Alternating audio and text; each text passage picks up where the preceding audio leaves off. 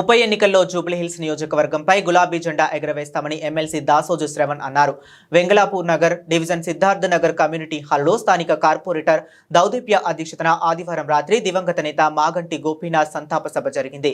మాగంటి కుమారుడు వత్సల్యనాథ్, కుమార్తెలు అక్షరానాగ, దిశిరా, బీఆర్ఎస్ ఎమ్మెల్యేలు దాసోజు శ్రవణ్, మాజీ ఎమ్మెల్యే విష్ణువర్ధన్ రెడ్డి, రావుల శ్రీధర్ రెడ్డి, సోహైల్ బాయ్, మాగంటి సోదరుడు మాగంటి వజ్రనాథ్ తదితరులు నివాళులు అర్పించారు. జూబ్లీహిల్స్ నియోజకవర్గంలో వందల కోట్ల రూపాయలతో ఎన్నో అభివృద్ధి పనులను గోపీనాథ్ చేపట్టారని ఎమ్మెల్సీ దాసోజు శ్రవణ్ అన్నారు. థీమ్ పార్కుకు, కమ్యూనిటీ హాల్కు మాగంటి గోపీనాథ్ పేరు పెట్టాలని స్థానికులు కోరుతున్నారని జెహెచ్ఎంసీ జనరల్ బాడీ సమావేశంలో లేవనెత్తాలని ఆయన కార్పొరేటర్కు సూచించారు.